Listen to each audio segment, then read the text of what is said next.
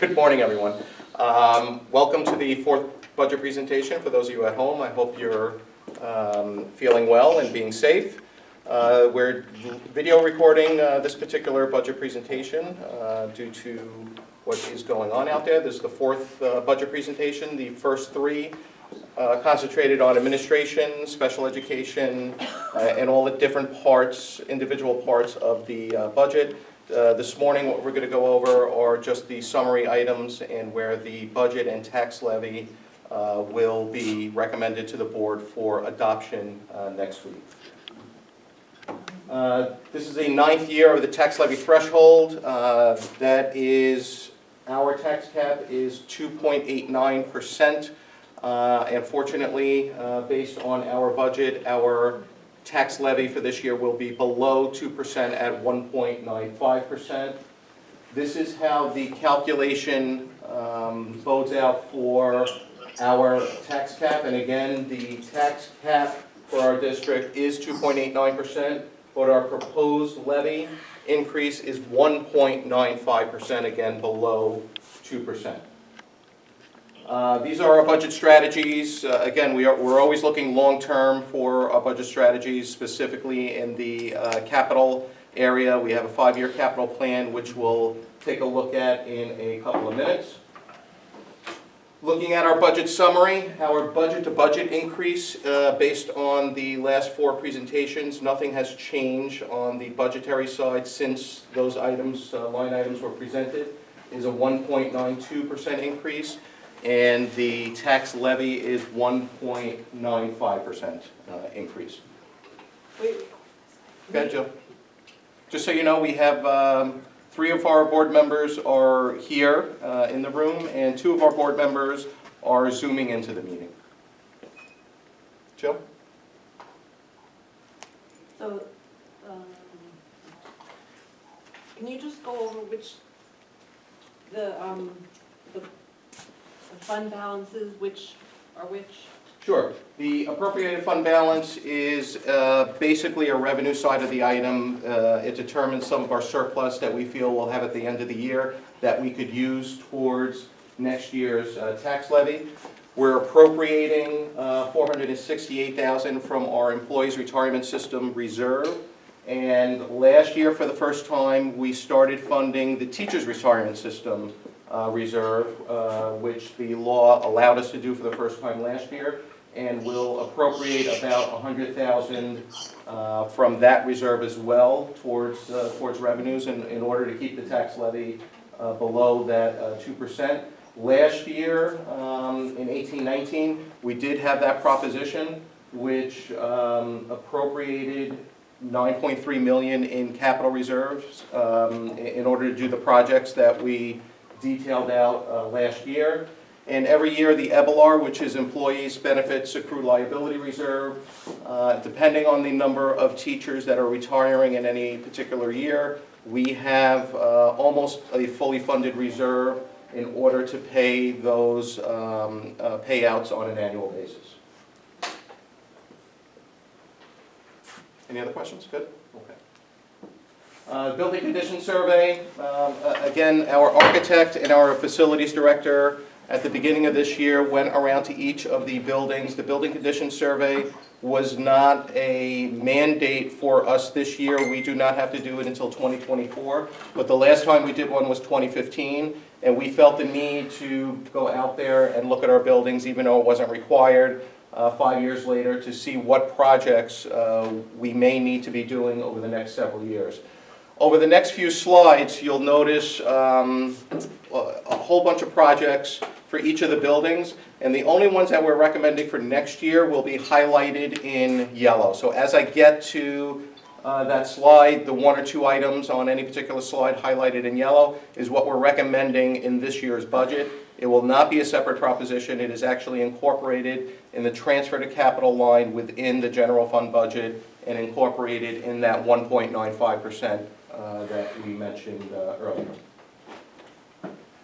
This slide just looks at a history of our capital reserves over the last several years. Right now, we still have capital reserve 3 with approximately $4 million left in it. and we started the capital reserve for last year, and that has approximately $1.1 million in it. Again, building by building, again, if you see something highlighted in yellow, then we are looking to do that project this coming budget cycle. Nothing highlighted in yellow at CANTIAGUE because last year we did so much work at CANTIAGUE. We got the building up to where it needed to be at this point. These are some future projects that we will be looking at over the next several years. At Jackson Elementary School, as we did at CANTIAGUE and Seaman, the site work, which is to replace the asphalt walkways and play areas across the rear of the building, we completed that at CANTIAGUE and Seaman, and this will complete that at Jackson. And in order to get aid on a project when you're doing work on the outside of the building, you need to have at least one small project inside the building, so we're recommending the gymnasium folding partition to do as well. Seaman, again, nothing highlighted, similar to CANTIAGUE. We did a tremendous amount of work there last summer. Both of those buildings have all of their air conditioning units in place in the classrooms. Jackson, the work will take place this summer. And when we return in September, each of the classrooms will have univents that provide heating and cooling in each of the classrooms. So there is no work being recommended for next year out of this year's budget at Seaman Elementary School. Looking at Williams, we do need to add some parking. Parking has been an issue with the BOCES program that has been leasing the building from us this past year. So we're looking to add some parking to relax some of the parking that's taking place in the streets. At the high school and the middle school, we're looking to begin renovating the middle school labs.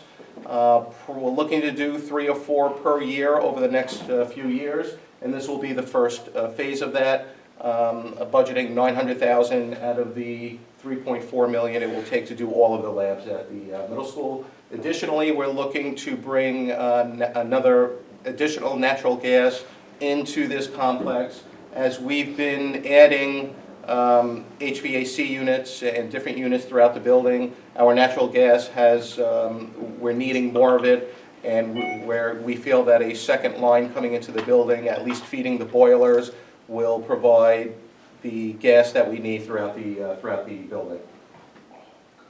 This is a summary of the transfer to capital. Again, those items highlighted in yellow are total there at the bottom, $2,175,000. Again, part of the general fund budget in the transfer to capital line, no additional proposition needed for these projects. And this is a summary of the $2,175,000. The future capital plans will be continuing to fund the capital reserves as we have been doing over the last several years. And again, looking at the buildings and reassessing that list that we just did this past fall, retuning it and tightening it up a little bit, and looking at maybe doing a proposition a year from now for some of those projects that are on that list at this point.